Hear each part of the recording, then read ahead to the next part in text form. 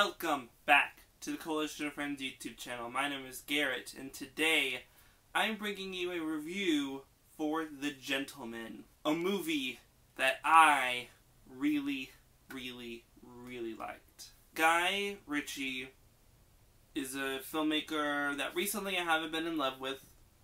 I did not enjoy Aladdin, really at all.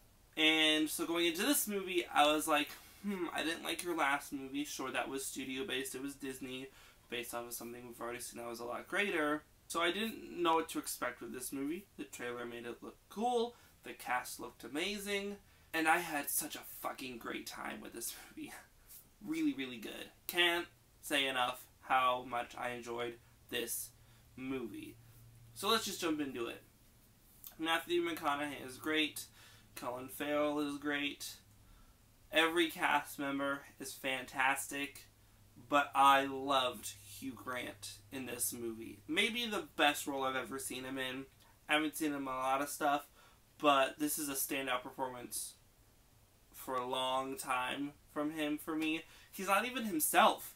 His accent is so weird and so fun to listen to. His mannerisms are a lot different than himself. It's a full character he's playing. It's not him. And I loved that. Really well done. Henry Golding as Dry Eye. Very good. Very compelling villain.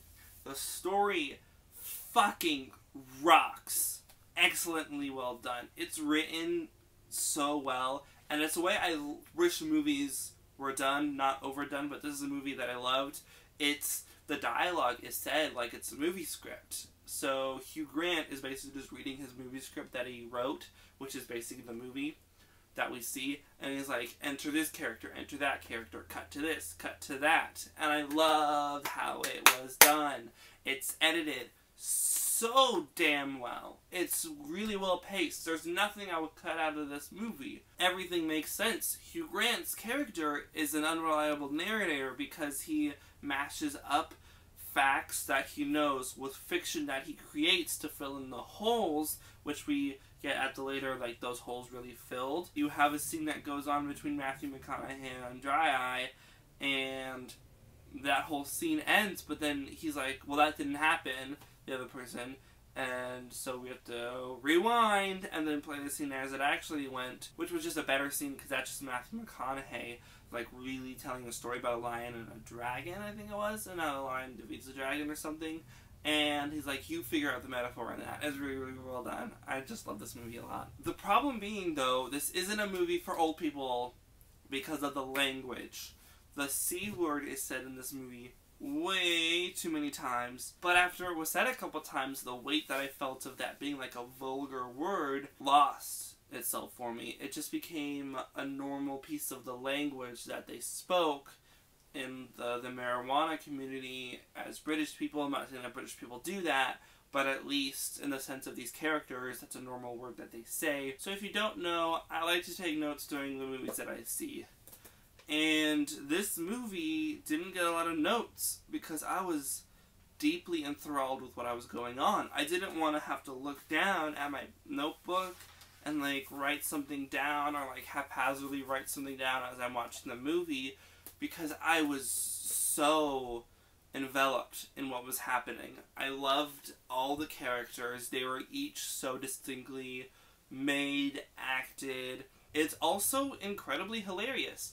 It's really funny. Characters are making jokes at the right times that doesn't get too much. There's comedic value in a body falling from a building and just the character's reactions going like, oh fuck, we got to deal with that. Or there's, I think it's shown in the trailer, they're carrying a body through the room and Hugh Grant sees that and they're like, is there a problem? And his character would be like, no, I forgot to wash my hands, and he has to go back and wash his hands. It's just the comedic timing is really well done. Even the end, you think we've reached the end of the movie and that's the ending point, but no, there are more reveals to come, and it's not like you're overwhelmed with these reveals because it makes sense with how the story developed and the information we were given, that information that we receive at the end fully fills in the stuff from before. and you're not, like, overtaken. Like, this isn't like a page was ripped out of a thing and you're suddenly like, whoa, how the fuck did we get there? It makes sense, especially what the characters were doing. How it resolves itself is really, really good. A thing I really liked about this movie, as minuscule as it was, were Hugh Grant's glasses. He has these, like, orange, pinkish tinted glasses that he wears. I don't know if throughout the entire movie, but at least when he's in What's-His-Face's house and he's telling him the story of what's going on, and the reflection from the camera that it picks up, you can see him, like, making his drink, holding his cup, and I just thought that was really cool. I was like, that's a really cool way to show us what he's doing with his hands when the focus is what he's saying or reacting to the other person saying. I really like that. And it's so tiny, it's so minuscule, but it's the small details in this movie that really stick out to me that make this movie on the whole amazing. So in the end, this movie is really well paced. It's such a compelling story that I really loved. The acting is top-notch, phenomenal. Hugh Grant should be up for an Oscar or a Golden Globe next season comes around, because this movie was released too late for anything to come out, for it to be involved with that, or it was, and it didn't receive anything. However, I totally disagree that it should have been on that list. So it'll be probably on the list for next year.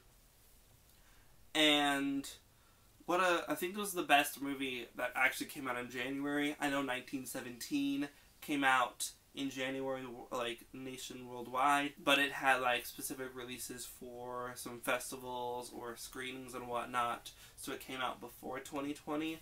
So if I had to pick an actual 2020 release movie, so far, The Gentleman is my favorite. So if you like this video, give it a like. If you want to see more, hit that subscribe button. Comment down below if you've seen The Gentleman. Let me know what you thought about the movie, and I'll see y'all in the next video. Bye-bye!